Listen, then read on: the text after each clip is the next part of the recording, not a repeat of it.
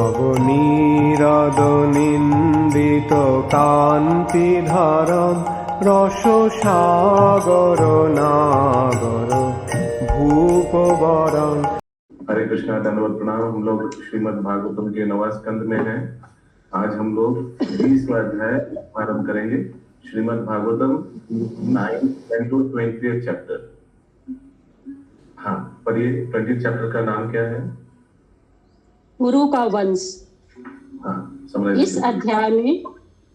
इस अध्याय में पुरु तथा उसके वंशज दुष्मंत का इतिहास दिया गया है। पुरु का पुत्र जन्मे। हाँ प्रभु जी। ये पुरु कौन था? सुदामा वल्लभी माता जी। पुरु इनका पुत्र था, ययाति का सबसे छोटा पुत्र। तो उनका वंश। आगे। इस अध्याय में पुरु तथा उसके वंशज दुष्मंत का इतिहास दिया गया है। पुरु का पुत्र जन्मेजय हुआ और उसका पुत्र था प्रचिनवान।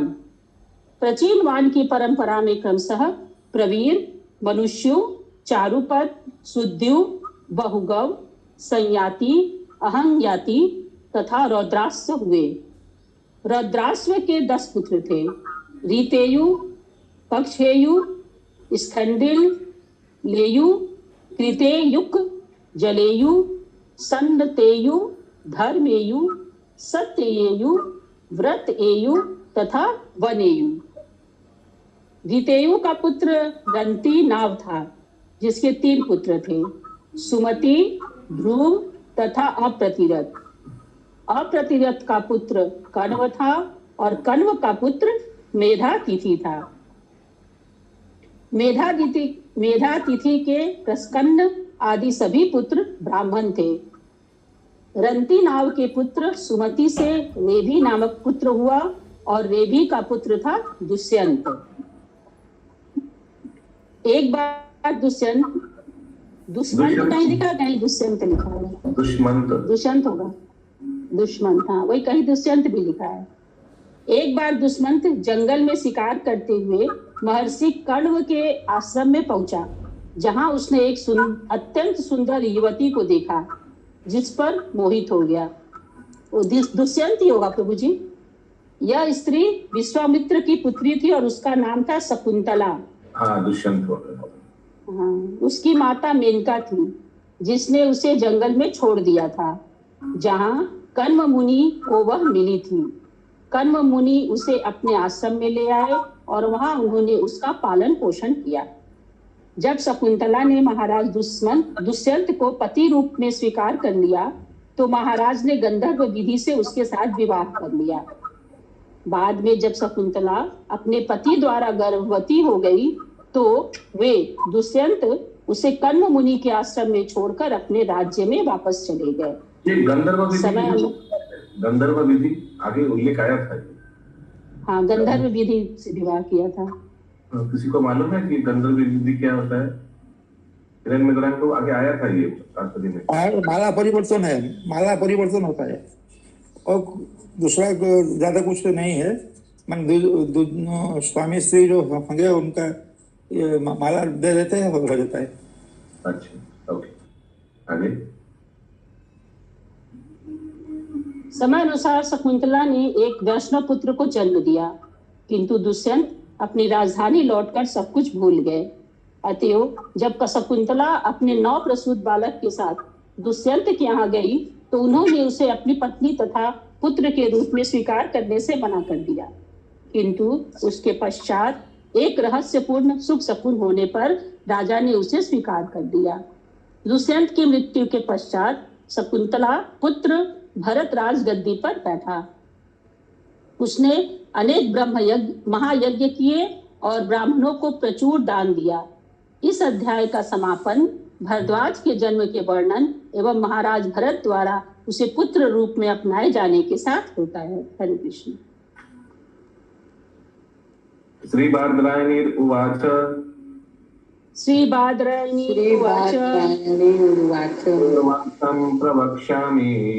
पुरोर्वंशं प्रवक्ष्यामि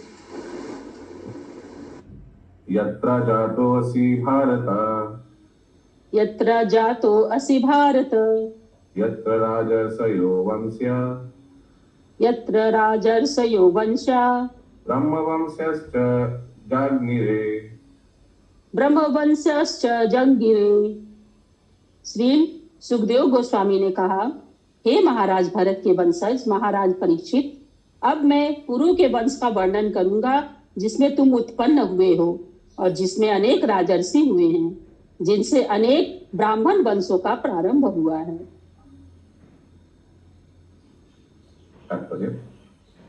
तात्पर्य, इतिहास में ऐसे अनेक उदाहरण मिलते हैं जिनसे हमें ज्ञात होता है कि क्षत्रियों से अनेक ब्राह्मण उत्पन्न हुए और ब्राह्मणों से अनेक क्षत्रिय उत्पन्न हुए। स्वयं श्री भगवान ने श्रीमद् भगवद गीता 4 अध्याय के 13वें श्लोक में कहा है, चतुर्वर्ण्य मया सृष्टम गुण कर्म विभागशः।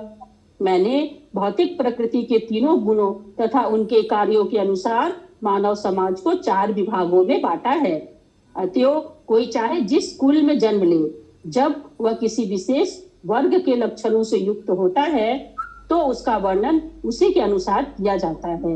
यद लक्षणम प्रोक्तम, समाज के किसी वर्ण में मनुष्य का स्थान उसके लक्षणों या गुणों के अनुसार निश्चित होता है। शास्त्रों में सर्वत्र यही कथन मिलता है, जन्म तो गौण है, सर्वप्रथम तो मनुष्य के गुण तथा कर्म पर विचार किया जाता है। हरे कृष्ण। जन्मेजयो हि अभूतपूर्वो, जन्मेजयो हि भूतपूर्वो, प्राचीन वंशतस्ततः, प्राचीन वंशतस्तु सुतस्ततः, पुरोथ मनुष्युर्वै, प्रवीरो अथ मनुष्यर्वै युर्वै, चारुपदो अभवत्, तस्मात् चारुपदो अभवत्। पुरु के ही इस वंश में राजा जन्मेजय उत्पन्न हुआ। उसका पुत्र प्रचीनवान था और उसका पुत्र था प्रवीर। तत्पश्चात प्रवीर का पुत्र मनुष्यु हुआ, जिसका पुत्र चारुपद था। हरे कृष्ण। तस्य सुद्युर् अभूत्पुत्र, तस्य सुद्युर् अभूत्पुत्र, तस्मात् बहुगवस्ततः, तस्मात् बहुगवस्ततः, संयाति तस्य महं याति, संयाति तस्यम् अहं याति, रौद्रस्वस्ततः स्मृतः, रौद्रास्वस्ततः सुतः स्मृतः। अनुवाद, चारुपद का पुत्र सुद्यु था और सुद्यु का पुत्र बहुगव था। बहुगव का पुत्र संयाति था, जिससे अहं याति नामक पुत्र हुआ और फिर उससे रौद्रास्व उत्पन्न हुआ। हरे कृष्ण। ऋतेयुस्तस्य काक्षेयु, ऋतेयुस्तस्य कक्षेयु। यस माता जी बोलिए। वो कितना नंबर श्लोक हो रहा है?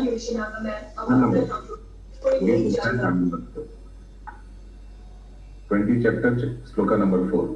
ऋतेयुस्तस्य काक्षेयु, ऋतेयुस्तस्य कक्षेयु, स्थान्दिलेयु कृतेयुक, स्थान्दिलेयु कृतेयुकः, जयु सन्नतेयुश्च, जलेयु सन्यतेयुश्च, धर्म सत्यव्रतेयव, धर्म सत्यव्रतेयवः, दशैति अप्सराश पुत्र, दशैते अप्सरसः पुत्रा, हेयुश्चावमा स्मृतः, वनेयुश्चावमस्मृतः, घृताच्यम् इन्द्रियाणैव,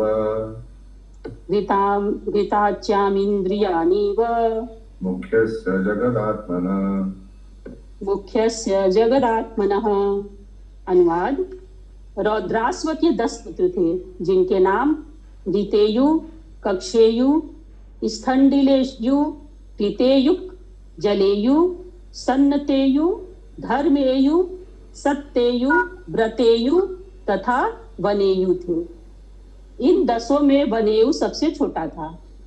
ये 10 पुत्र रौद्रास्व के पूर्ण नियंत्रण में उसी प्रकार कार्य करते थे जिस प्रकार विश्वात्मा से उत्पन्न 10 इंद्रियां प्राण के नियंत्रण में कार्य करती हैं।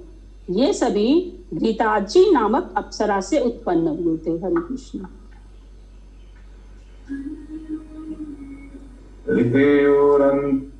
रन्ति नावो अभूत् वितेयोरन्ति नावो अभूत् त्रयस्तस्यात्मजा नृप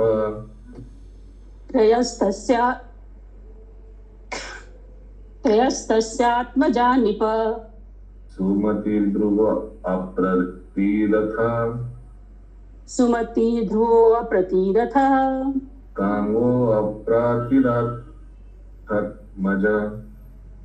कन्वो अप्रतिरथ आत्मजः। लीनेयु से रत्नी नामक पुत्र हुआ, जिसके 3 पुत्र हुए, जिनके नाम थे सुमति, ध्रुव तथा अप्रतिरथ। अप्रतिरथ के एकमात्र पुत्र का नाम कण्व था।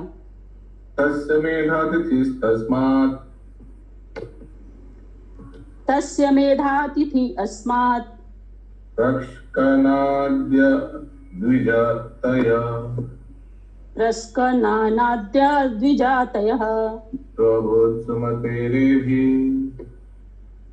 पुत्रो अभूत सुमतेरेभिः दुष्मन्तस्तत्सुतो मतः।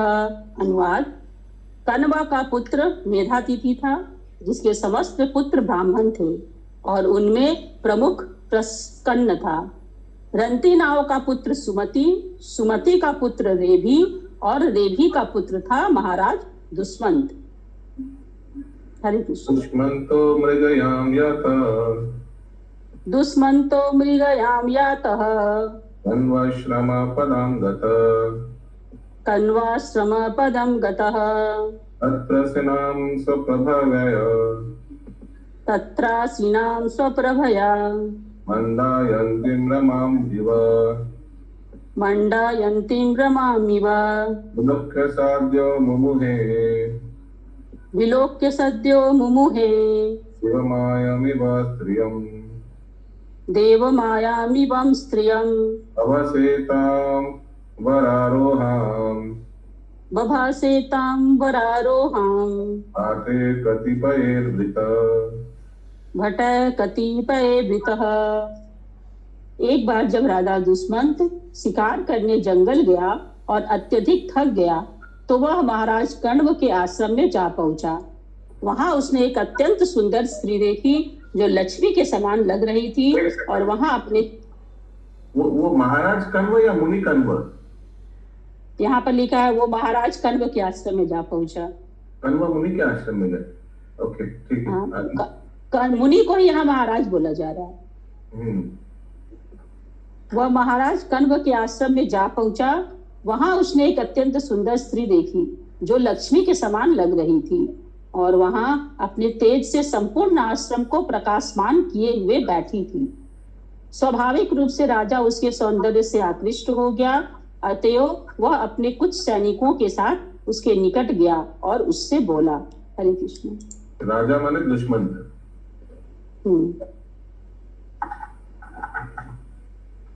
श्लोक में दुष्मंत लिखा है, कहीं दुष्यंत लिखा है, कहीं दुष्मंत लिखा है, पर ऐसे तो हम लोग दुष्यंत नाम से ही जानते थे। नाम से।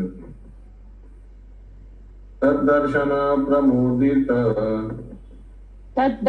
प्रमोदितः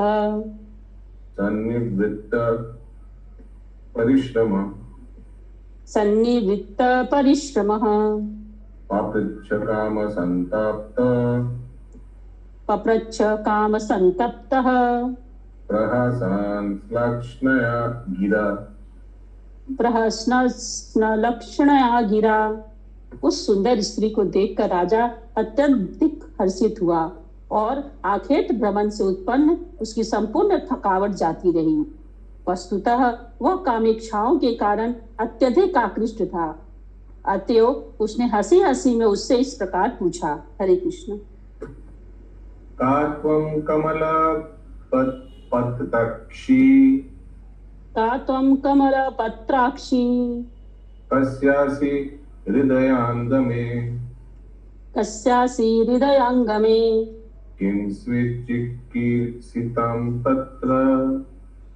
किंचित् विचिकीर्षितं तत्र भवत्या निर्जने वने भवत्या निर्जने वने। हे सुंदर कमल से नैनों वाली, तुम कौन हो? तुम किसकी पुत्री हो? इस एकांत वन में तुम्हारा क्या कार्य है? तुम यहाँ क्यों रह रही हो? हरे कृष्ण। व्यक्तं राजन्यतनयां व्यक्तं राजन्यतनयां वेद्म्यहं त्वां सुमाध्यमे वेदम्यहं त्वां सुमध्यमे न हि चेत पौरवाणम् न हि चेतः पौरवाणाम् अधर्मे रमते क्वचित्।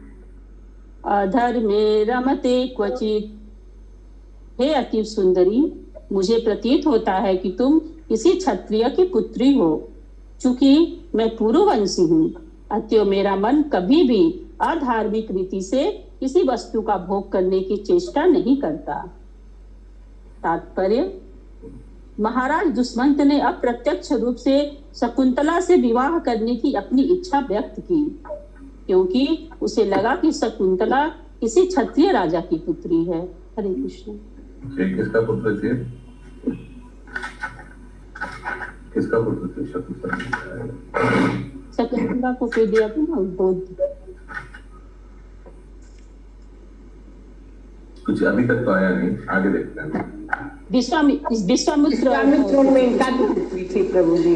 हाँ लिखा, वह स्त्री विश्वामित्र की पुत्री थी, माता मेनका। स्टार्टिंग में लिखा हुआ ना? हाँ हाँ। श्री शकुंतला उवाच श्री शकुंतलो उवाच विश्वामित्र आत्मजैवाहम् त्यक्ता मेनकया वने वेदैतद्भगवान् कण्वो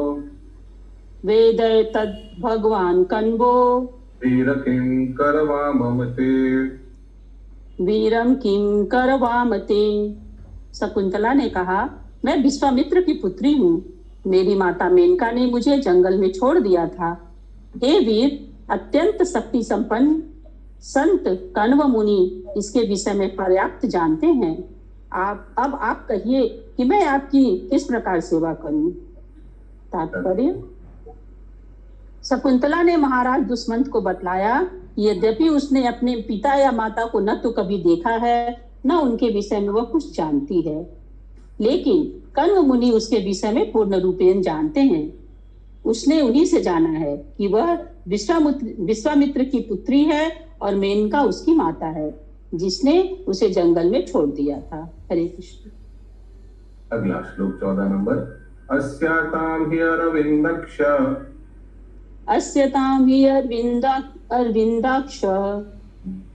गृह्यताम् अर्हणं चनः भुज्यतां शान्ति निर्वारा उस्यतां यदि रोचते। हे कमल जैसे नेत्रों वाले राजा, कृपया बैठ जाएं और हमारे यथासंभव आतिथ्य को स्वीकार करें। हमारे पास निवार चावल है जिन्हें आप ग्रहण कर सकते हैं, और यदि आप चाहे तो बिना किसी झिझक के यहाँ रुक सकते हैं। हरे कृष्ण। श्री दुष्मंत उवाच उपपन्नम इदं शुभ्रू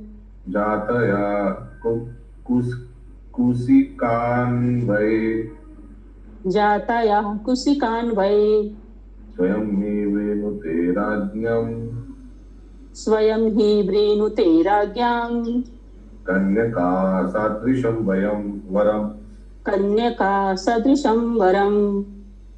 राजा दुष्यंत ने उत्तर दिया, हे सुंदर भवों वाली शकुंतला, तुमने महर्षि विश्वामित्र के कुल में जन्म लिया है और तुम्हारा आतिथ्य तुम्हारे कुल के अनुरूप है।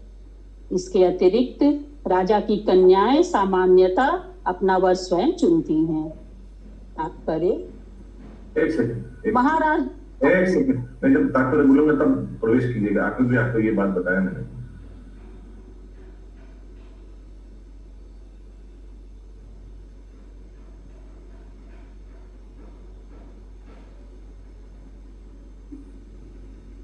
अच्छा, विश्वामित्र तो आगे क्षत्रिय थे, बाद में साधु बन गए। The daughter of a king generally selects their own husband. अच्छा, क्योंकि राजा का कन्या बोला ना, तो विश्वामित्र तो आगे राजा था, वो उसी लिए शायद तात्पर्य। महाराज दुष्यंत का स्वागत करते हुए शकुंतला ने स्पष्ट कहा, आप यहाँ रुक सकते हैं और हमारा यथासंभव आतिथ्य ग्रहण कर सकते हैं। इस प्रकार उसने इंगित कर दिया कि वह महाराज दुष्यंत को पति रूप में चाहती है। जहां तक महाराज दुष्यंत की बात थी, वह तो प्रारंभ से ही जब से उसने देखा था शकुंतला को पत्नी के रूप में चाह रहा था, अतएव पति पत्नी के रूप में मिलने की स्वीकृति स्वाभाविक थी। शकुंतला को विवाह हेतु प्रोत्साहित करने के लिए ही महाराज दुष्यंत ने उसे स्मरण कराया कि राजकन्या के नाते उसे अपना वर खुली सभा में स्वयंवर में चुनना चाहिए। आर्य सभ्यता के इतिहास में ऐसे अनेक उदाहरण मिलते हैं जिनमें सुप्रसिद्ध राजकुमारियों ने स्वयंवर द्वारा पति का चुनाव किया है।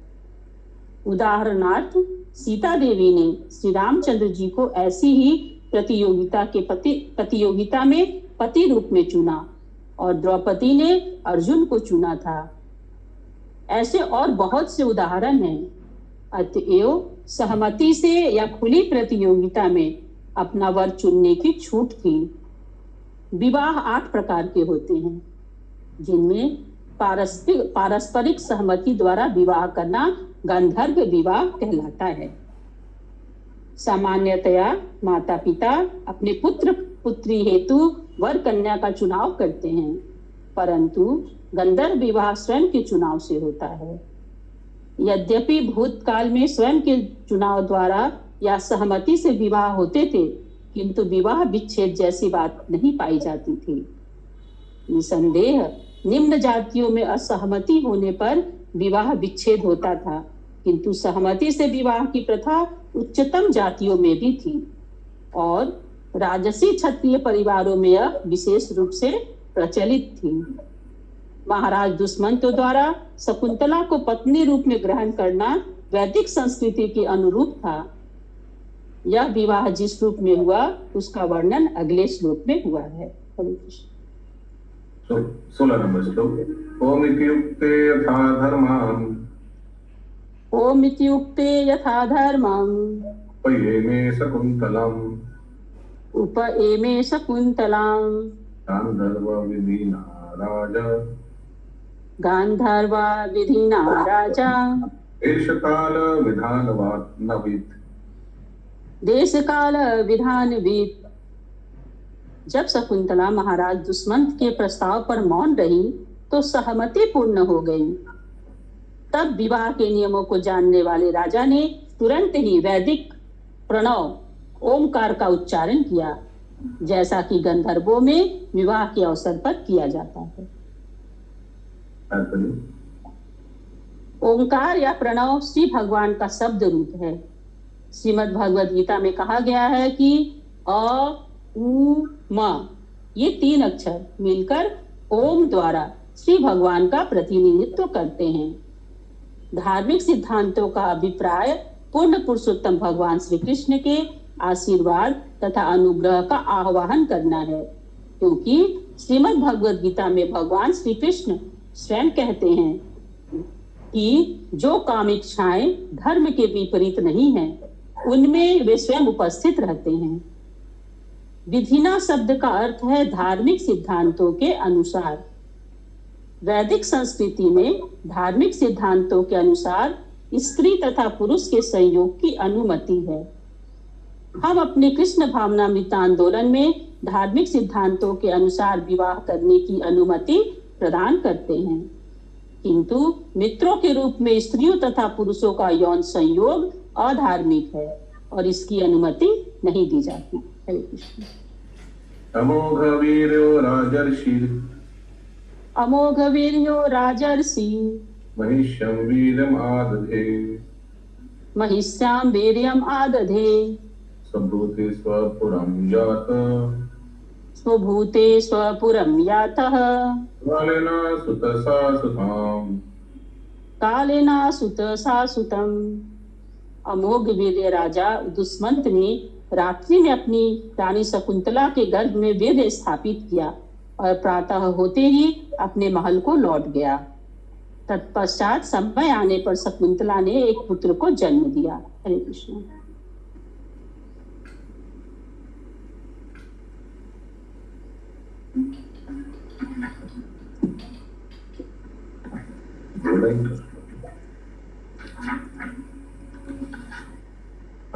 श्लोक कण्व कुमारस्य वने चक्रे समुचितः क्रिया बद्ध्वा मृगेन्द्रं तरसा क्रीडति स्म स बालकः। कण्व मुनि ने वन में नवजात शिशु के समस्त संस्कार संपन्न किए। उसके पश्चात वह बालक इतना बलवान बन गया कि वह किसी सिंह को पकड़कर उसके साथ खेलता था। हरे कृष्ण। तम दुरतय विक्रांतम आदाय प्रमदोत्तमा हरेरंसांस संभूतम भर्तुरंतिकम आगतम। सुंदरियों में श्रेष्ठ शकुंतला अपने पुत्र को, जो दूरदर दमनीय था तथा श्री भगवान का अंशावतार था, अपने साथ लेकर अपने पति दुष्मंत के समीप पहुंची। हरे कृष्ण।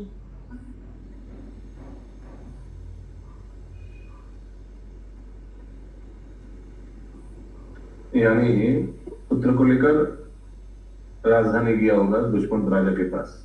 आज का अंतिम श्लोक वर्तमान जी काउंटन दे सकते हैं आप। यदा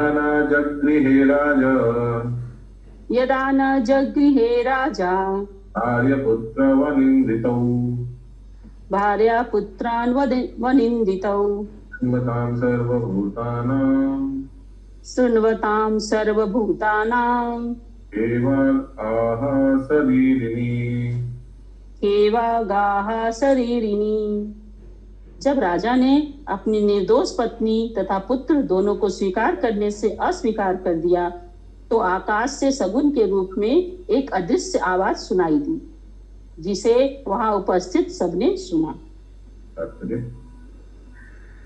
महाराज दुष्यंत जानते थे कि शकुंतला उनकी पत्नी और छोटा बालक उनका पुत्र है, किंतु बाहर से आने और प्रजा को ज्ञान न होने से दुष्मंत ने पहले उन्हें स्वीकार नहीं किया। किंतु शकुंतला इतनी सती थी कि आकाशवाणी ने संपूर्ण सच्चाई बतला दी, जिसे दूसरे लोगों ने भी सुना। जब सब लोगों को पता चल गया कि शकुंतला तथा उसका पुत्र राजा के ही पत्नी एवं पुत्र हैं, तो राजा ने अंत में उन्हें स्वीकार कर लिया। हरे कृष्ण। ग्रंथराज भागवतम की जय। श्रील प्रभुपाद जय जय।